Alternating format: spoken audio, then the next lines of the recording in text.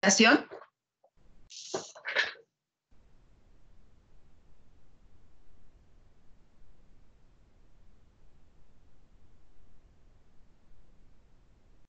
Bueno, vamos a continuar con el tema de las soluciones que empezamos la semana pasada. Y bueno, decíamos que hay pues diferentes tipos de soluciones y además la importancia que tienen las soluciones en todos los procesos, sobre todo biotecnológicos, ¿no? Tanto procesos químicos como biotecnológicos. Y además decíamos también que hablábamos también de la solubilidad, que era la solubilidad y los diferentes tipos de factores que pueden afectar a la solubilidad. ¿Cómo qué factores? Bueno, pues la superficie de contacto. Decíamos que entre más pequeña la partícula, mayor contacto y por lo tanto mayor solubilidad. Además, también la agitación como un factor mecánico, la temperatura, que también nos permite solubilizar más en el caso de los líquidos y de sólidos, y tiene un efecto adverso, decíamos, en el caso de los gases, a mayor temperatura, menor solubilidad. También hablábamos de la presión, como ayuda mucho la presión en la solubilidad de los gases, no tanto de líquidos y sólidos, pero sí de gases.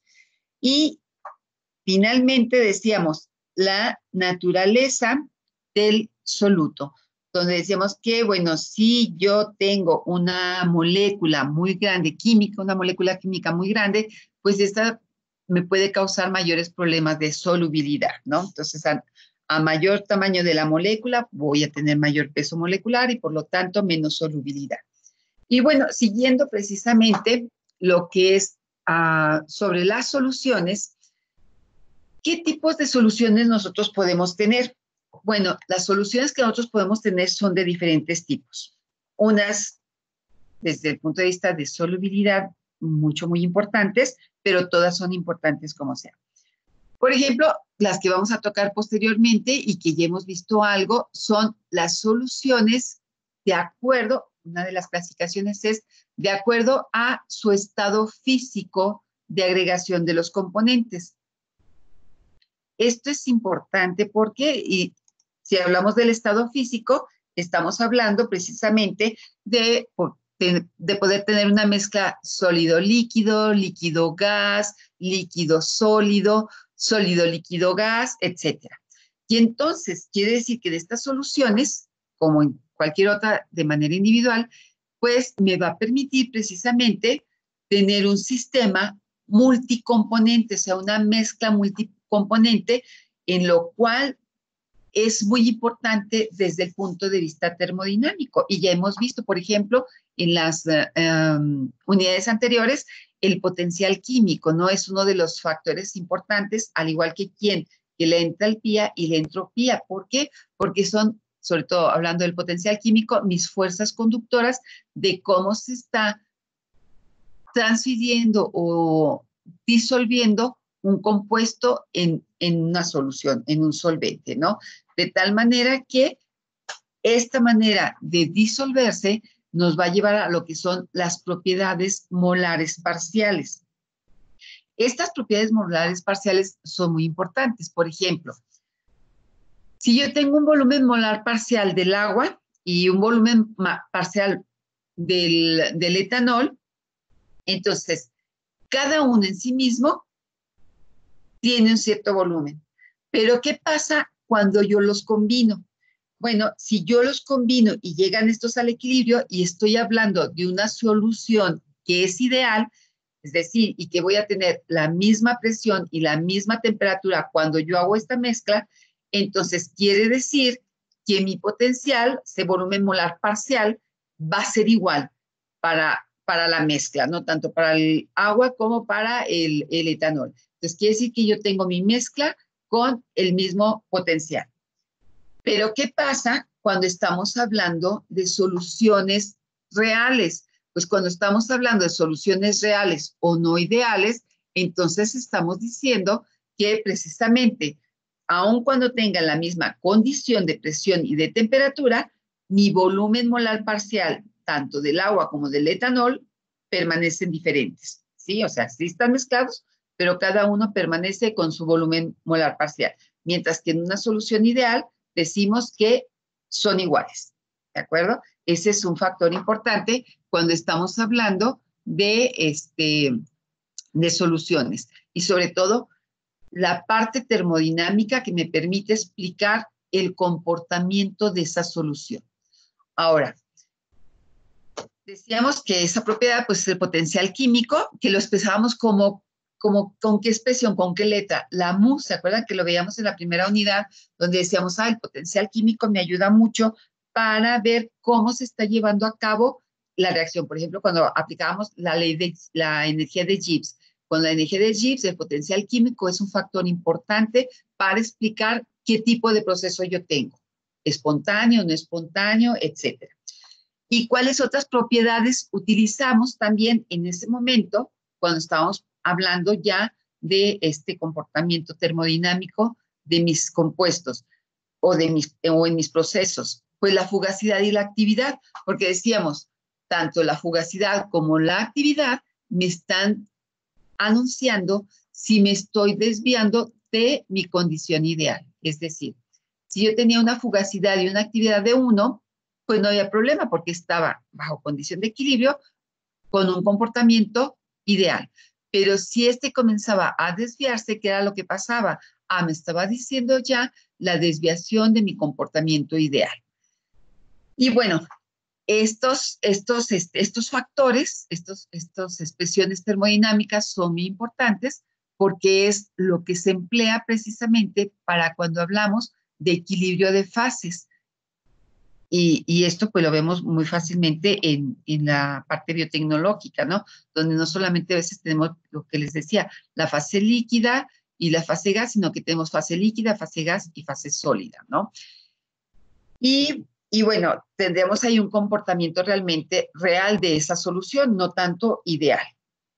Aunque para cuestiones prácticas, muchas veces, como en los gases también, usamos una condición ideal tratando de que nos explique el comportamiento real. Ya si queremos ver realmente ese comportamiento no ideal, pues entonces sí tenemos que manejar otro tipo de expresiones o de ecuaciones, ¿no? Entonces, ¿qué podemos decir que es una solución ideal o cuándo podemos tener una solución ideal? Bueno, como les menciono aquí en la diapositiva, una solución ideal se presenta cuando hay una uniformidad total de las fuerzas intermoleculares. Es decir, lo que decíamos ahorita anteriormente, que mi potencial químico es igual. Yo tengo la mezcla de diferentes componentes, pero mi potencial químico es igual. ¿Por qué? Porque estoy suponiendo que esas fuerzas son iguales. Y bueno, que surgen de un tamaño molecular y una estructura semejante. Muy bien, entonces, cuando estamos hablando de soluciones, también estamos hablando de qué? Pues estamos hablando de concentraciones y siempre lo vamos a tener, ¿no? ¿Cómo expresamos esas concentraciones? Que es las concentraciones que casi que sí es así nos tenemos que saber de memoria porque las utilizamos muchas veces, y ustedes lo han visto, en las expresiones matemáticas de los diferentes modelos. Es decir, la concentración como es, ¿quién? La fracción molar, ¿sí? La fracción molar me está diciendo que es, ¿quién? Los moles de mi componente entre los moles totales. Entonces, quiere decir que la fracción molar es una manera de expresar la concentración en diferentes fases. Otra concentración que también usamos, pues es la definición básica de concentración, ¿no? Ya sea molar o volumétrica, y es, por ejemplo, los moles entre el volumen del componente que yo tenga, mi volumen de trabajo. Entonces, o puede ser la masa, ¿no? Mi concentración también yo la puedo expresar en forma de masa. Puede ser los moles entre el volumen o la masa entre el volumen, ¿de acuerdo? Y la concentración másica, también, ¿cómo se llama? Densidad. La densidad es una concentración másica, eso no se les olvide. Entonces, cuando les hablen de concentración másica, puede ser que yo tenga masa sobre volumen, que es la densidad. O hablando de porcentajes, bueno, yo puedo decir, tengo un porcentaje en peso, donde tengo la masa de un componente sobre la masa total, ¿no? Y por 100. Otra unidad de concentración también que se emplea, aparte de la molaridad, pues es la molalidad. La molalidad, ¿qué es? Pues la concentración de moles por cada unidad de masa, kilogramos, gramos, etcétera, dependiendo de cómo yo estoy expresando. Pero siempre va a ser de manera general los moles sobre mi cantidad de masa, ¿de acuerdo? Y esta masa, ¿cómo la puedo expresar? Ah, bueno, a partir del peso molecular. Si nosotros sabemos que el peso molecular es ¿quién? ¿Qué es el peso molecular? ¿Quién me puede decir qué es el peso molecular de un componente, de un compuesto químico?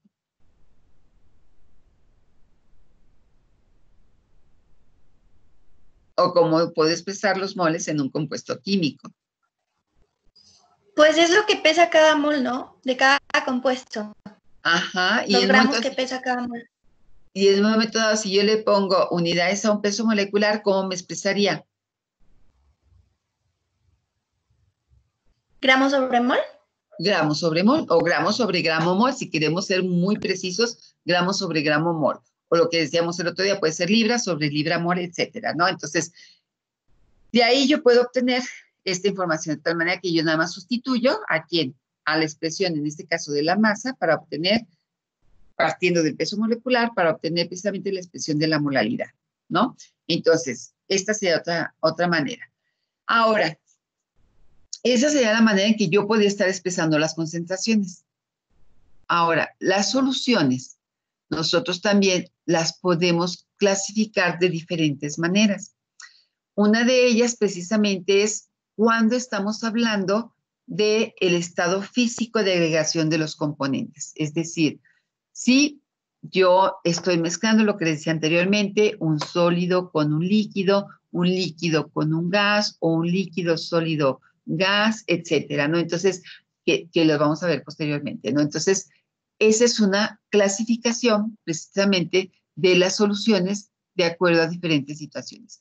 Otra de ellas es de acuerdo a la partícula, a la naturaleza de las partículas que se encuentran en dispersión. Es decir, por ejemplo, hay ciertas moléculas de cloruro de sodio que se disuelven en agua. Ah, bueno, entonces quiere decir que yo puedo tener ahí una dispersión o una solución molecular.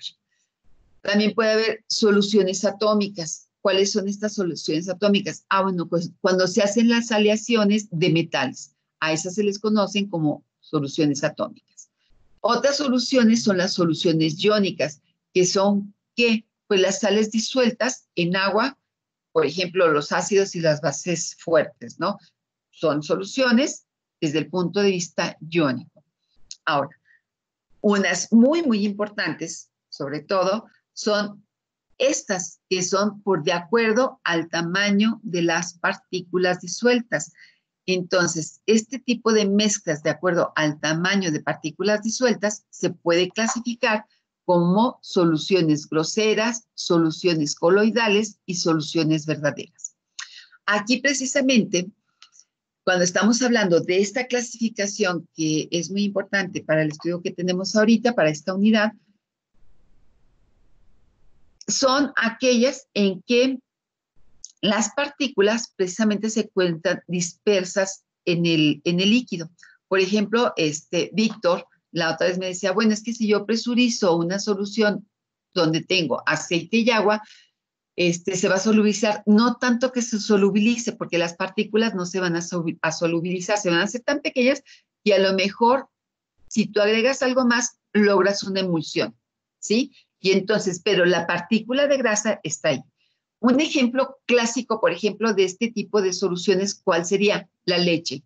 La leche ustedes la ven de un cierto color blanca, pero tiene una gran cantidad de componentes sólidos disueltos, entre ellos una grasa que es muy importante desde el punto de vista económico, que es la grasa butírica, que por eso es lo primero que extraen de la leche, la grasa butírica, que es con la que se hace la mantequilla.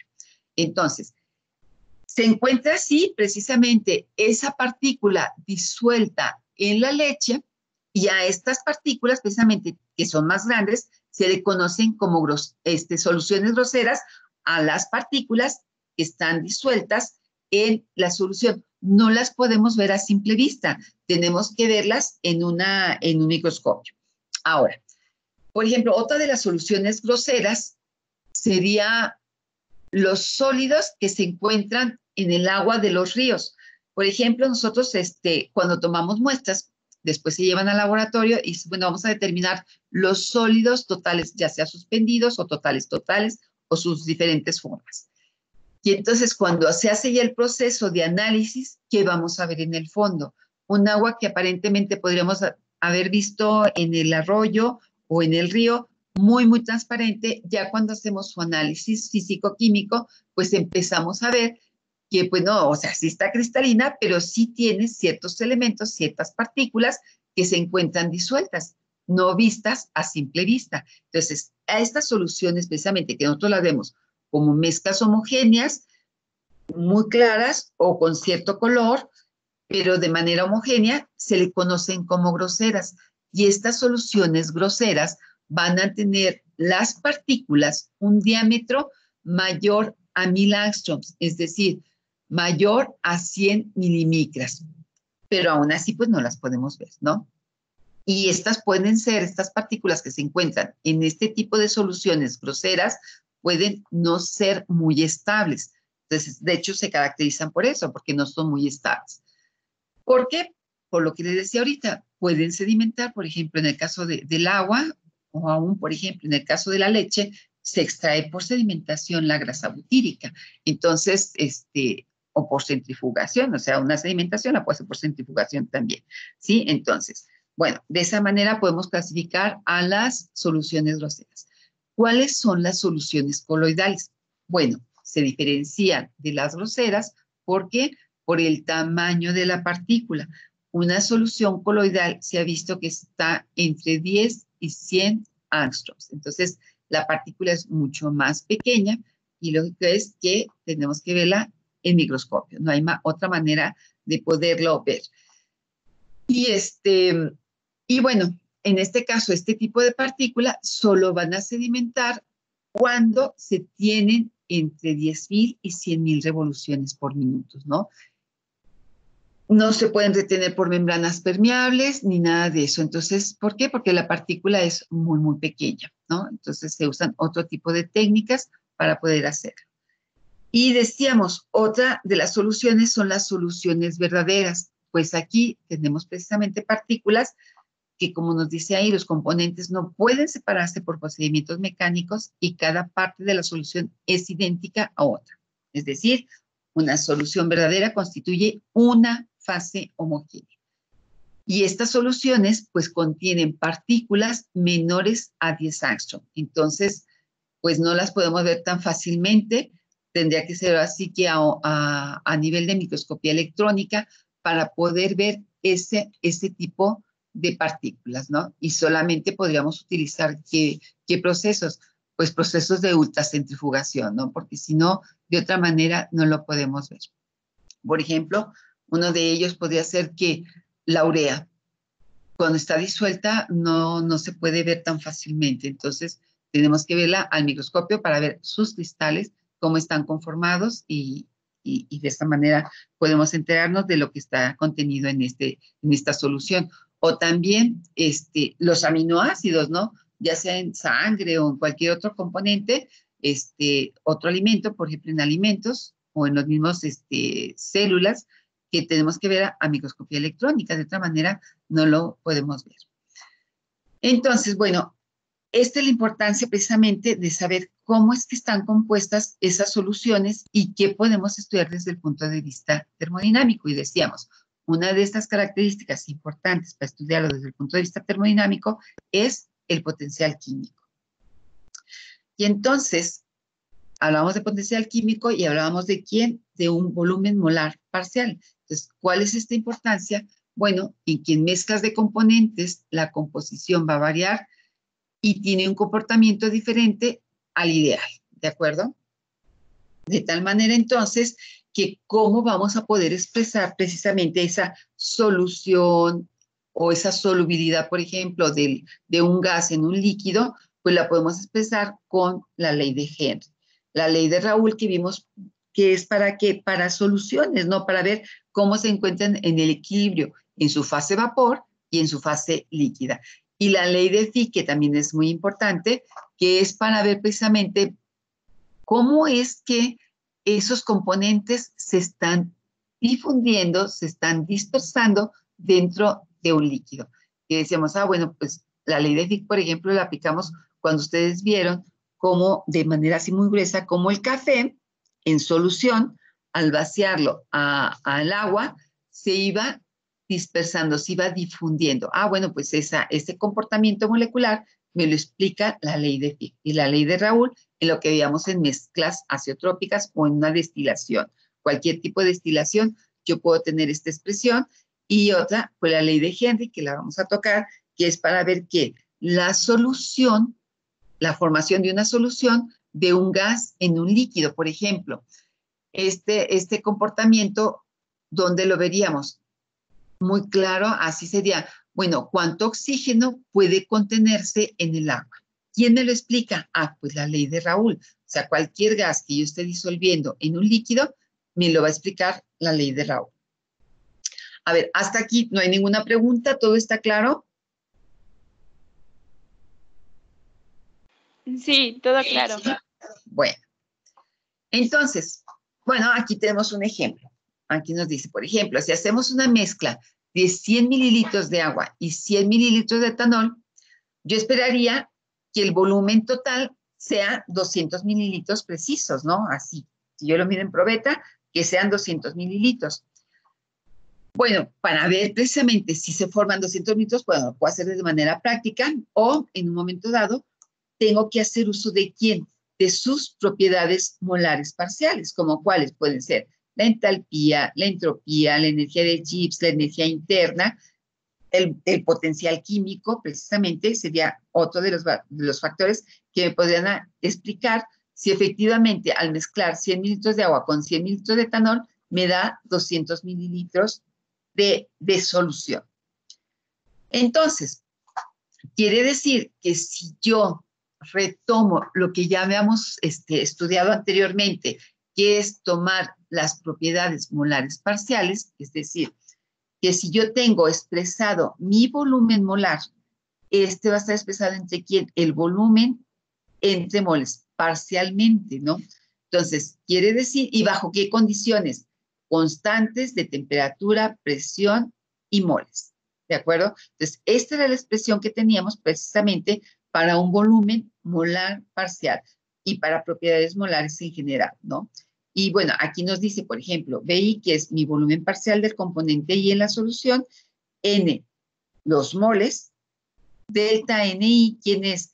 Los moles del componente I, y BI, ¿quién es? El volumen molar de una solución en el cual I es un componente, ¿de acuerdo? Cualquier componente. Entonces, como el volumen molar parcial es igual al volumen del componente puro, para una solución ideal, no lo olvidemos, este es para soluciones ideales. Si es ideal, quiere decir que yo puedo hacer la sumatoria de cada uno de esos volúmenes y me va a dar el total. Es decir, aquí ya expresándolo de manera general en función de las fracciones molares, entonces quiere decir que mi volumen total va a ser igual a ¿quién? A la sumatoria de la fracción molar por su volumen de esos componentes.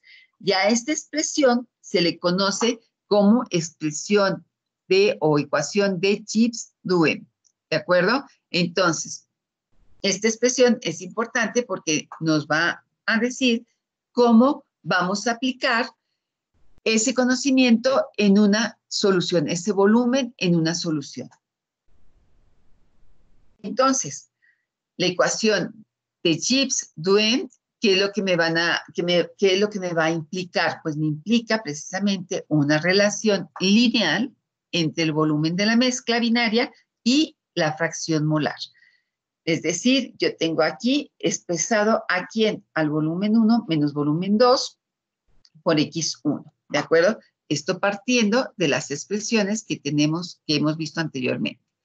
De tal manera entonces que las cantidades molares parciales que hemos visto también ya anteriormente serían ¿quién? La energía de Gibbs, la entalpía y la energía interna. Que decíamos, la energía de Gibbs para un componente va a ser igual a ¿quién?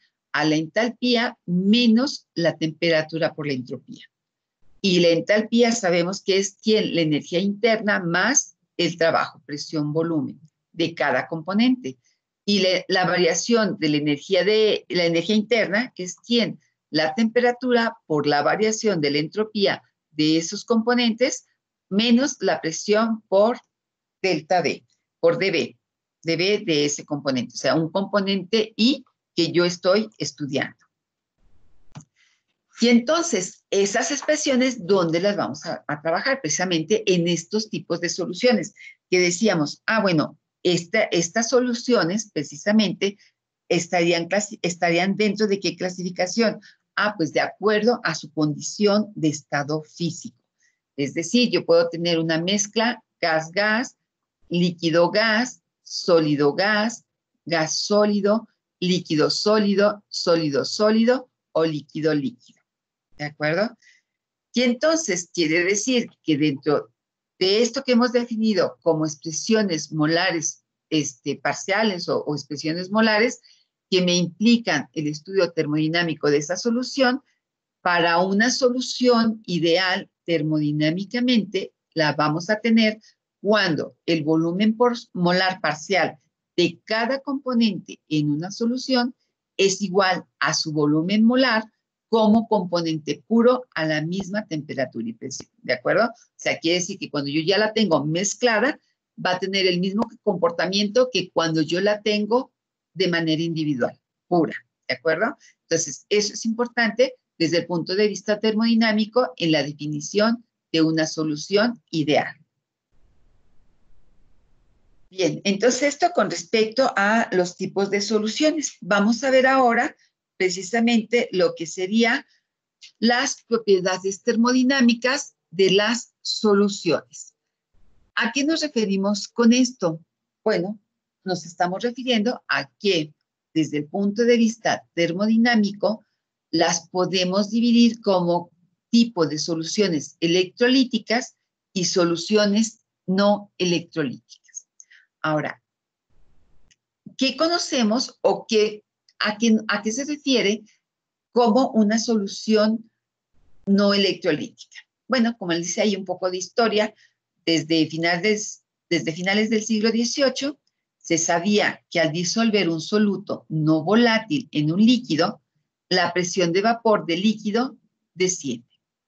Entonces, quiere decir que ya se estaba estudiando qué era lo que pasaba cuando tenía, por ejemplo, aquí sólido y líquido y gas. Y entonces ellos decían, bueno, como hay una disminución de la presión, ¿cómo lo podemos explicar? Bueno, pues eso lo podemos explicar, lo obtuvo después Raoult, ¿no? Y entonces lo que conocemos como la ley de Raoult, que es lo que hemos estado aplicando. Entonces, quiere decir que el descenso o abatimiento de la presión de vapor del solvente está descrito por la ley de Raoult. Y Henry, que nos va a describir lo que yo les decía anteriormente, cómo y cuánto se solubiliza el gas en el líquido, ¿de acuerdo? Entonces, estas dos leyes son las que me permiten trabajar con soluciones de tipo no electrolítico, ¿de acuerdo? Y otra es la ley de Fick que mencionamos anteriormente, ¿no? Que es la velocidad de la difusión de un componente a través de una membrana, en función directa, como les dice ahí, de un gradiente de concentración, es decir, una cantidad de componente que yo tengo en solución que está transfiriéndose hacia otro líquido o en un líquido, ¿de acuerdo? Entonces, Fick nos está precisamente mencionando esta información.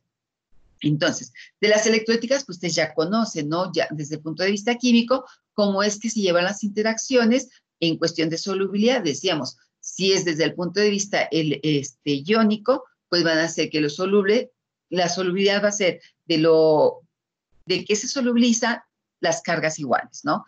Positivo con positivo, negativo con negativo, no positivo con negativo, ¿de acuerdo? Entonces, eso es desde el punto de vista de las soluciones iónicas y las no iónicas. Entonces, lo vamos a expresar por las diferentes leyes, la ley de Raoult, la ley de Henry y la ley de Fick.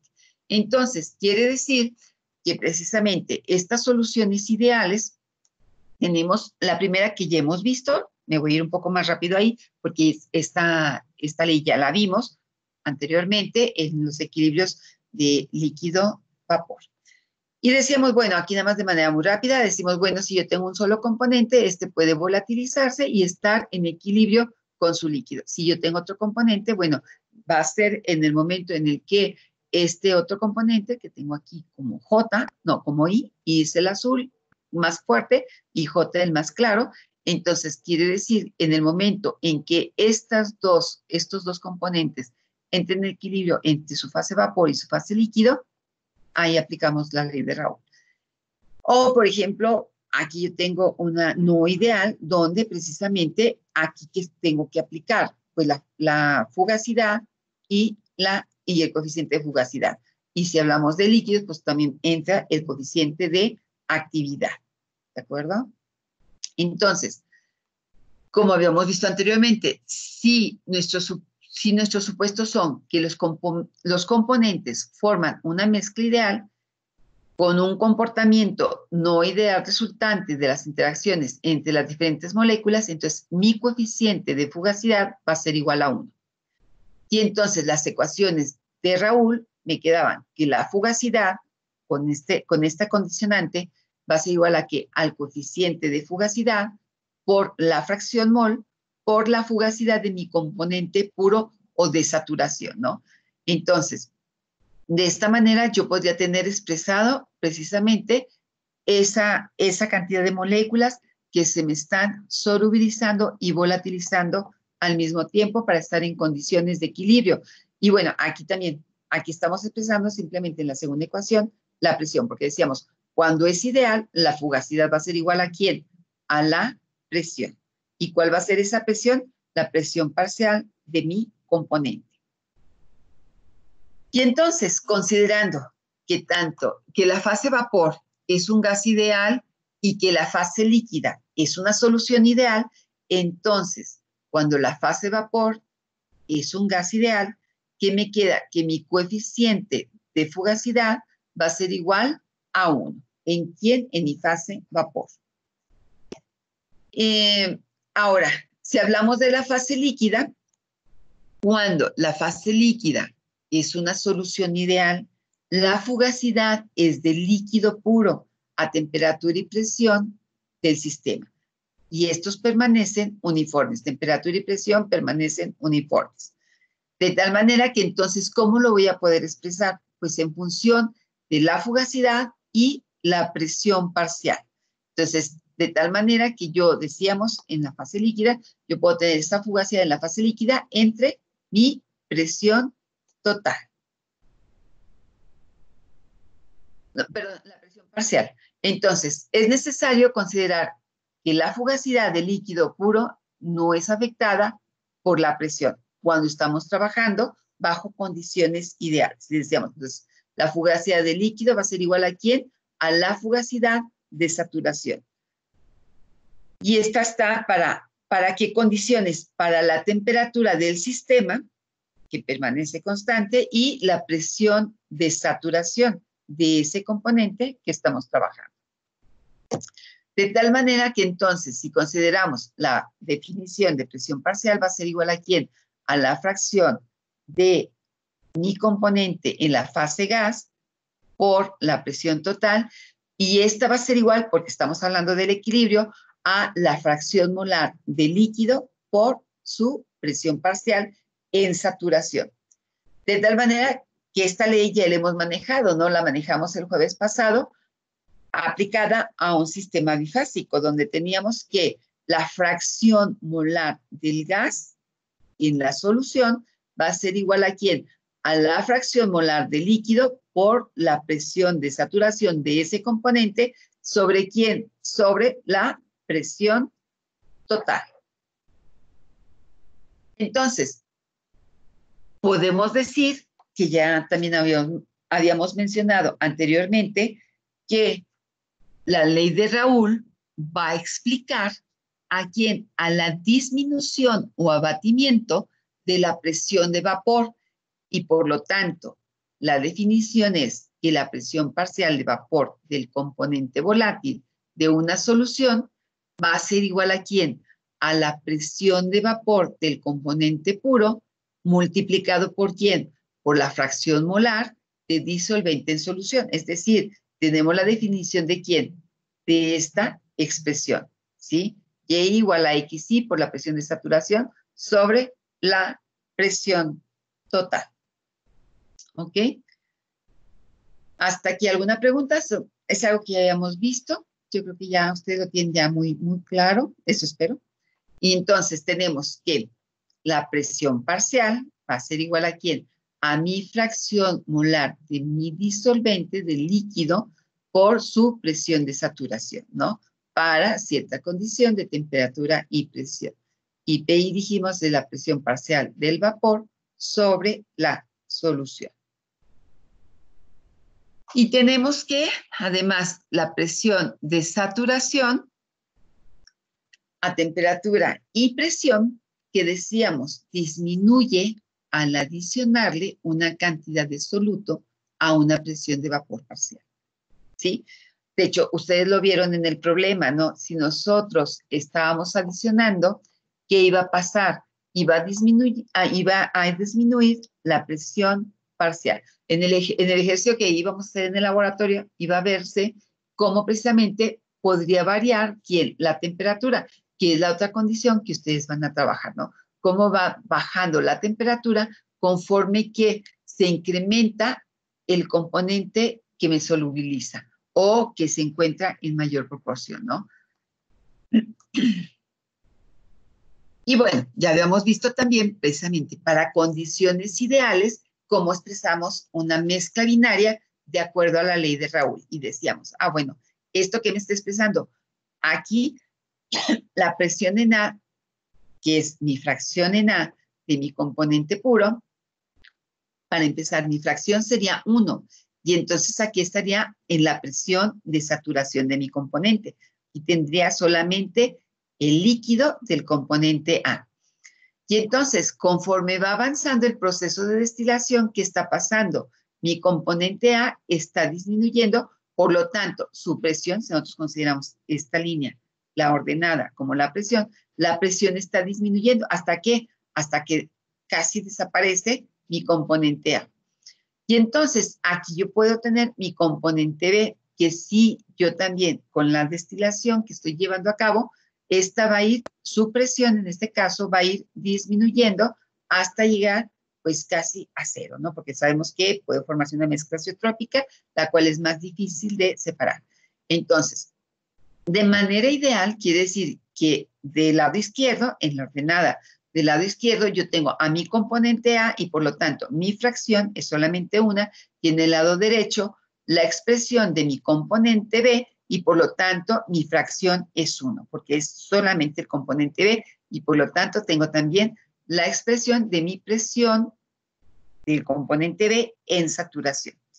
Y la unión de mi presión en saturación de A con la saturación de la presión en B y los cambios en las variaciones de las presiones parciales de los componentes, esta línea de unión entre estos dos es lo que es la presión que se conoce como la presión total del vapor, ¿de acuerdo?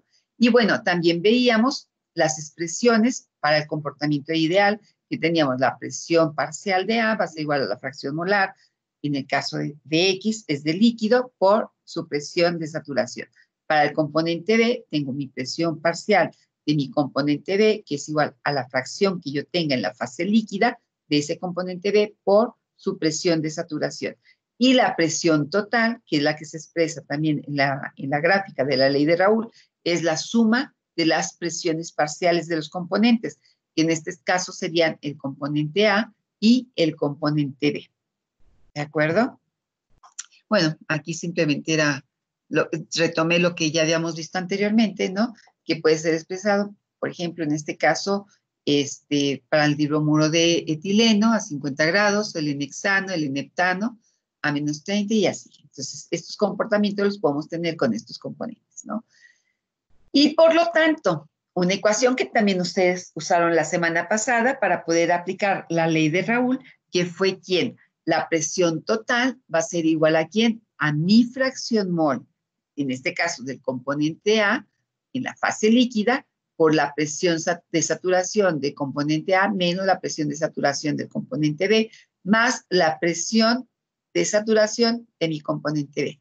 Que esto ustedes lo vieron la semana pasada y lo hicieron cómo se obtenía, ¿no? A partir de las ecuaciones de la ley de Raoul y trabajando con las definiciones de las presiones, podemos llegar a esta expresión, dependiendo de qué es lo que yo quiero trabajar, si mi componente A o mi componente B, o como lo teníamos en el problema que hicimos durante la sesión de laboratorio, componente 1 o componente 2. Entonces, bueno, también ya habíamos visto las desviaciones positivas de la ley de Raoul. En este caso, teníamos un ejemplo que era el etanol cloroformo, que si son positivas, quiere decir que van a ir por arriba de mi comportamiento ideal, el comportamiento de la ley de Raoul. Y también teníamos, bueno, aquí, cuando se tiene una desviación positiva o máxima de la ley de Raoul, decíamos cuando mi presión interna está variando por la polaridad, por la longitud de la cadena hidrocarbonada y algunas sustancias que están asociadas en el líquido.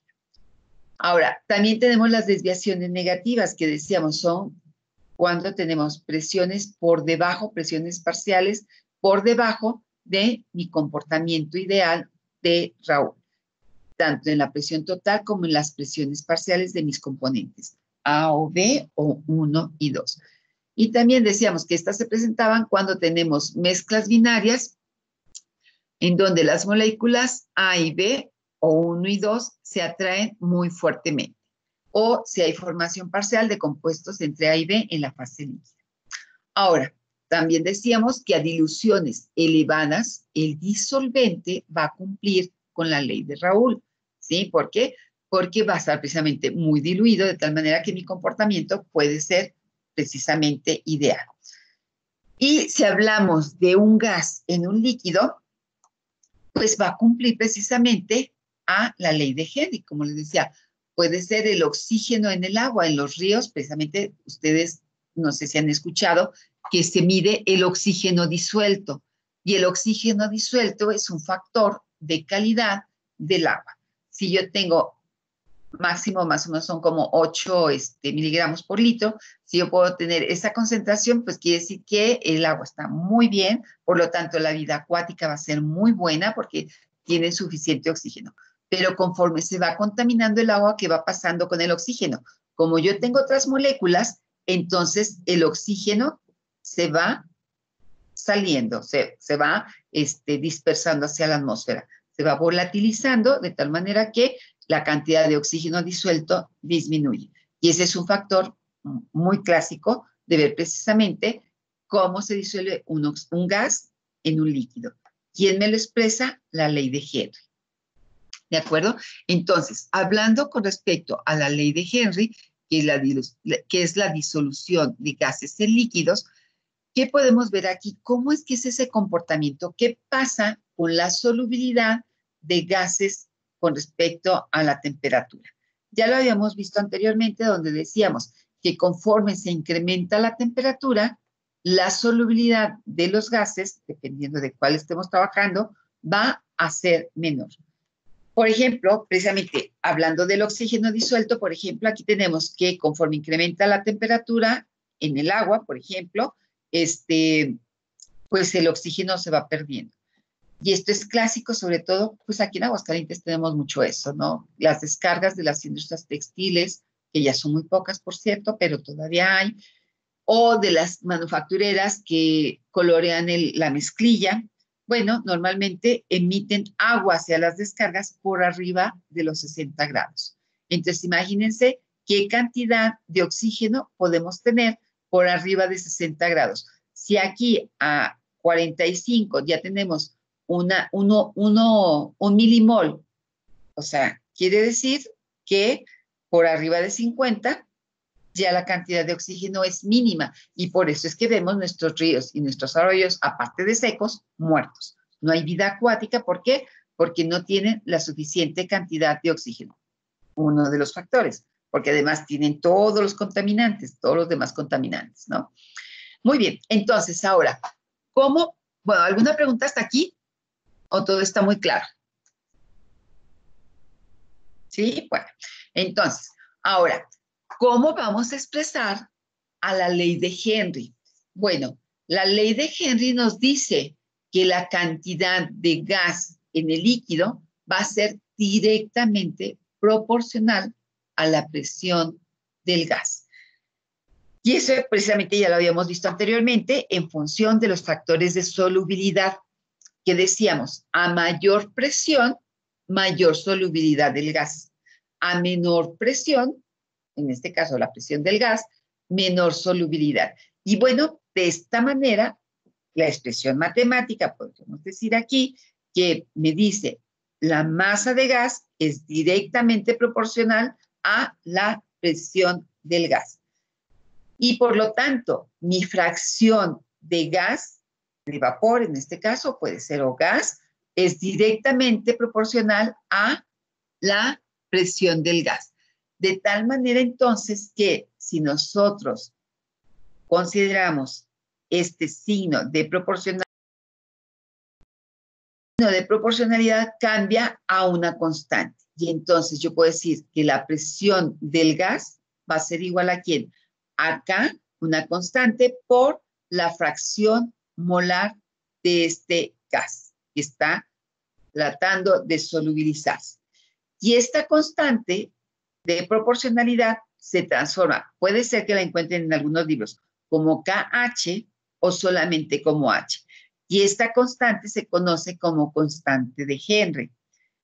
Y tiene diferentes unidades, ¿no? Entonces va a ser mi presión del gas solubilizado, va a ser igual a ¿quién?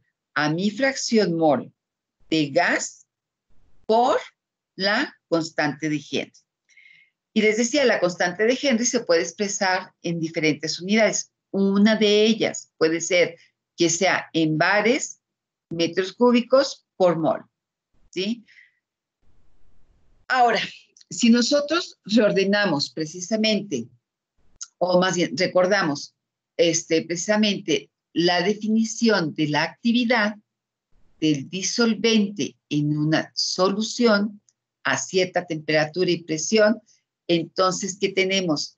Que la actividad es una relación de ¿quién? De la presión parcial de mi componente sobre su presión de saturación. Entonces, si estamos hablando de esta condición, ¿a qué nos estamos refiriendo? Pues quiere decir lo que les repito nuevamente, lo que ustedes vieron con el café concentrado en el agua. ¿Qué estaba pasando? Estaba haciendo la inmersión de un líquido con varios componentes o con un componente, en este caso el café, hacia otra solución líquida, hacia la solución, ¿no? Entonces, al adicionar, ¿qué estaba pasando? Que empezaron a ver que se difundía, que se dispersaba. Entonces, si estamos hablando de esto, quiere decir que estamos trabajando con la ley de Fick. Es decir, la difusión puede ser de gases o líquidos en líquidos. Y entonces, esa ley de Fick, por ejemplo, si nosotros hablamos, vean aquí el color, lo que ustedes hicieron con el café. Si yo adiciono unas gotas, empiezo a ver precisamente cómo es que se comienza a mover dentro del líquido que aparentemente está sin movimiento, cómo empieza a dispersarse, a lo mejor por la misma caída de la gota que está empezando a mover todo el líquido a nivel molecular. Entonces empieza a verse de manera macro cómo se dispersa. Y aquí vamos viendo cómo se va difundiendo y al final que veían ustedes también este cambio de coloración en el fondo de su recipiente, en el fondo de, ustedes usaban, me parece que un vaso de precipitados, y entonces veían cómo precisamente se estaba difundiendo. Bueno, aquí ustedes estaban viendo de manera práctica la aplicación de la ley de Fick. Y si hablamos de un gas, por ejemplo aquí, ¿qué va a pasar? Un perfume. Imagínense cuando abren un perfume, ¿qué pasa? O algo hasta algo desagradable como el sulfuro de hidrógeno, ¿no? Cuando abren las alcantarillas o una alcantarilla está con bastante temperatura y sale el vapor. Entonces, ¿qué está pasando? Pues todas estas moléculas se están difundiendo hacia el exterior. Si son olores agradables, pues bueno, uno dice que rico, pero si no, entonces estas moléculas están en el ambiente en el que yo esté o que esté trabajando, pero se están fugando, se están dispersando de un sistema en el cual yo lo puedo tener contenido. ¿Quién me va a explicar precisamente esta dispersión, esta difusión, más que dispersión, es difusión, esta difusión? Pues Fick. O cuando estamos separando precisamente a través de una membrana, a través de una superficie, estamos separando de un líquido algunas moléculas que pueden pasar a través de esa membrana por difusión. Entonces, esta J precisamente es lo que expresa a la ley de Fick, es decir, el flujo neto de esas moléculas que pueden estarse dispersando hacia una atmósfera, si está en forma gaseosa, hacia un líquido, cómo se está difundiendo de líquido en líquido o a través de algún sistema sólido, ¿no? Puede ser una membrana o puede ser que esté pasando un gas a través de un líquido y hacia la fase sólida, ¿no? Entonces, esta es la manera de expresar precisamente a la ley de Fick. Algo muy común que ustedes conocen muy, muy bien, pues sería que la difusión a través de las membranas. ¿Cuáles? Celulares. Donde ustedes están viendo aquí precisamente lo que sería el transporte activo y pasivo de mis moléculas, ¿no? Entonces, este modelo precisamente lo explican con los modelos de Fick, ¿de acuerdo? Cómo es que se están difundiendo esas moléculas en diferentes sistemas. O sea, aquí tengo a mi membrana, ¿sí? Tengo esta barrera que me está diciendo solamente de entrar cierto tipo de moléculas, ¿de acuerdo? Entonces, eso está explicado por la ley de Fick. Por ejemplo, aquí teníamos que podemos tener ahora una difusión libre o pasiva, que es simplemente por cuestión de concentración, ¿sí? O también yo puedo tener una difusión de tipo facilitada, que es cuando hay cambios en concentración y entonces podemos pasar más de esos componentes, ¿no? Porque lo estoy acelerando por medio de algún sistema. Es decir, yo tengo más concentración y esto que está haciendo me está ayudando. A lo mejor si yo lo tengo nada más así de manera pasiva, pues están pasando unas cuantas moleculillas, componentes. Pero si yo empiezo a ponerle algo que le ayude, pues entonces las moléculas comienzan a transportarse más fácilmente para pasar esa barrera que me lo está impidiendo. Nuevamente, quién me ayuda en esto? Fick. Fick me está explicando cómo es que se lleva a cabo esta difusión. Ya desde el punto de bioquímica, entonces ya podríamos decir, bueno, es que esta molécula es una molécula aquí de ATP que me está permitiendo precisamente transportar estas moléculas que están pasando desde el exterior hacia el interior. ¿De acuerdo?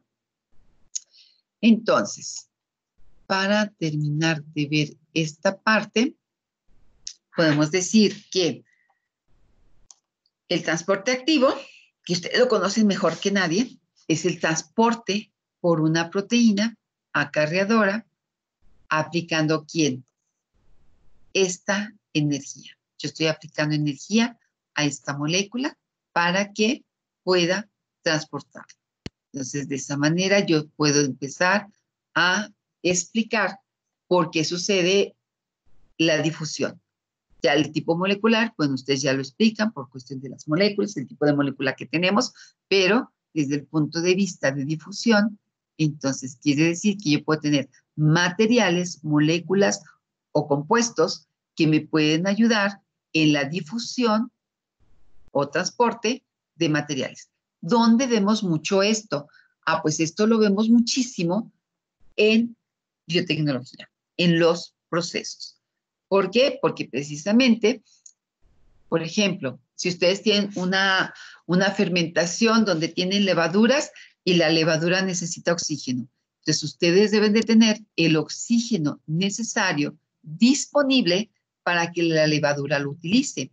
Entonces, por un lado, va a ser procesos mecánicos para poder llevar a cabo la disolución del oxígeno y por otro, la difusión que se lleva para ir desde la parte líquida hacia la molécula, en este caso la levadura, al microorganismo y que el microorganismo lo asimile. Entonces, todo esto, todo ese transporte de materia, porque finalmente el oxígeno es materia, hacia la bacteria, en este caso hacia la levadura, se explica por difusión.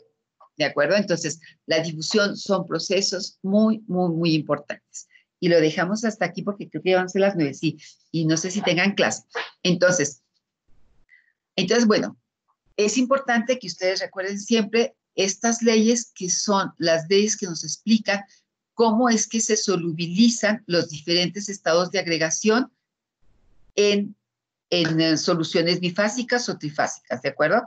Entonces, esto es muy importante que lo recuerden porque es utilizado en su área, en el área de la biotecnología, porque con esto ustedes pueden explicar varios procesos desde el punto de vista termodinámico, ¿sí? Acuérdense que ahorita estamos viendo desde el punto de vista termodinámico, entonces es una manera en que nosotros podemos manejarlo, ¿de acuerdo? Bueno, si no hay dudas, pues lo dejamos hasta aquí por el día de ahora y mañana continuamos. ¿Alguna pregunta?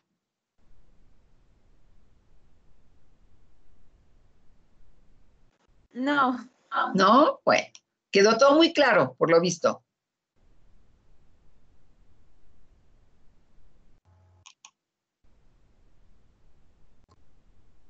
Creo que sí. Sí, bueno, muy bien. Pues entonces los dejo para que vayan a su clase porque ya van a ser las 9. Y pues gracias y nos vemos el día de mañana. Gracias, Que descansen. Hasta luego. Gracias, maestra. Hasta luego. Gracias, hasta mañana. Hasta mañana. Gracias a ti.